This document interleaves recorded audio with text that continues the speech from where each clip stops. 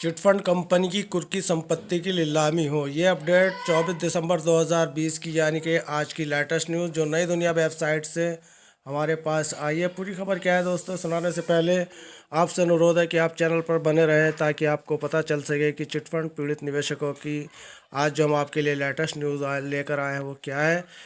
देवांश नई दुनिया प्रतिनिधि द्वारा ये बड़ी खबर, चिटफंड कंपनी की न्यायालय के पारित आदेश के बावजूद कुर्क की गई संपत्ति की नीलामी नहीं हुई, जिसको लेकर निवेशक कई बार मुख्यमंत्री, राज्यपाल, कलेक्टर, एसपी सहित अन्य संबंधितों का ज्ञापन दे चुके हैं। यानी कि इन सबको ज्ञापन यहाँ पर दे चुके हैं।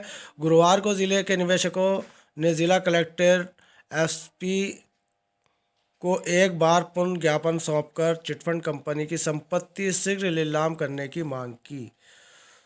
सुरेंद्र सिंह सेंधाव ने बताया कि chit fund company GN gold, GN dairy तथा जीएन लाइफ के मैनेजिंग डायरेक्टर व अन्य कर्मचारियों के विरुद्ध निवेशकों के द्वारा की गई शिकायतों के आधार पर आपराधिक प्रकरण पंजीबद्ध कर उसकी संपत्ति कुर्क की जा चुकी है। विशेष न्यायाधीश देवांश के द्वारा प्रकरण को आदेश पारित कर chit fund company GN gold, GN dairy तथा जी लाइफ की कुर्की की गई संपत्ति की नीलामी किए जाने के संबंध में आदेश जारी कर दिए गए हैं, लेकिन विशेष न्यायालय देवांश द्वारा पारित आदेश के अनुपालन में आज दिनांक तक तीनों कंपनियों की कुर्क की गई अचल संपत्ति के संबंध में नीलामी की कार्रवाई नहीं की जा रही है। यानी कि आज की तारीख तक ये नीलामी नहीं की गई और एक बहुत लंबे टाइम से इनकी संपत्तियों की जो है यहाँ पर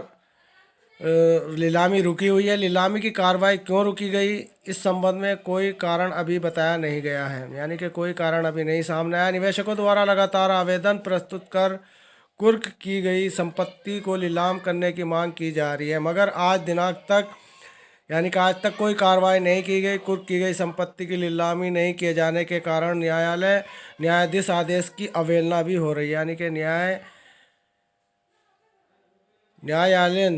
कि न्यायालय की तरफ से आदेश था, उसके बावजूद भी यह नीलामी नहीं की गई, आदेश की भी अवहेलना हो रही है। साथ ही आरोपी गणों की कुर्क की गई अचल संपत्ति के नीलाम नहीं किए जाने के कारण से हमें हमारे द्वारा निवेश की गई राशि का भुगतान प्राप्त नहीं हो रहा है।